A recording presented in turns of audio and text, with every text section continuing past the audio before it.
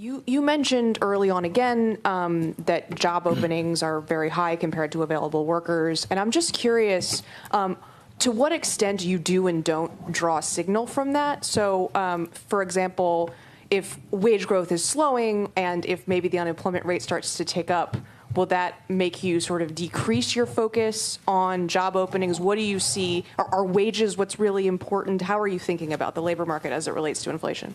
So we talk a lot about vacancies and the vacancy to unemployed rate, but it's just one. It's just another data series. It's been unusually important in this cycle because it's been so out of line.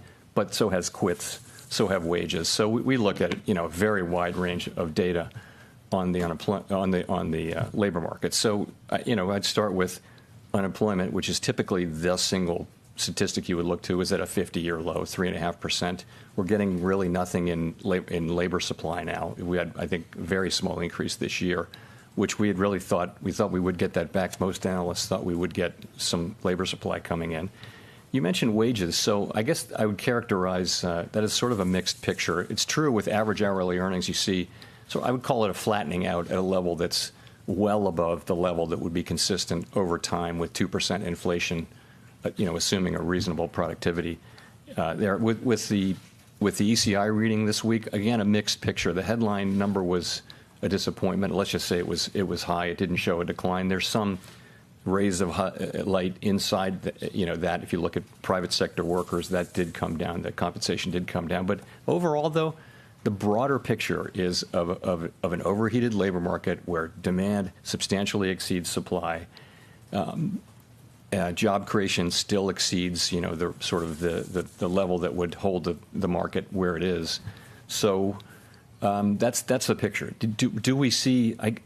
We keep looking for signs that sort of the beginning of a gradual softening is happening. And maybe that's there, but it's not. It's not obvious to me because wages aren't coming down; they're just moving sideways at an elevated level, both ECI and average hourly earnings. We want to see. We would love to see vacancies coming down, quits coming down. They are coming down. Vacancies are below their all-time high, but not by as much as we thought because the data series is volatile. We never take any one reading. We always look at 2 or 3. So it's a mixed picture. I don't see the case for real softening just yet, but we look at, as I just showed you, we look at a very broad range of data on the labor market.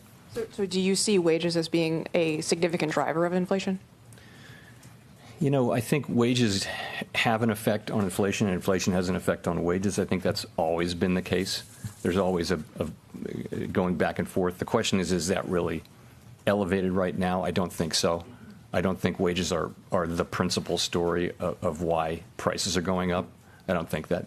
I also don't think that we see a wage price spiral. But again, it's not something you can, once you see it, you're in trouble. So we don't want to see it. We want wages to go up. We just want them to go up at a level that's sustainable and consistent with 2% inflation. And we do think that given the data that we have, that this labor market can soften without having to soften as much as history would indicate through the unemployment channel. It can soften through job openings declining. We think there's room for that, but we won't know that'll be discovered empirically. Shepard Smith here. Thanks for watching CNBC on YouTube.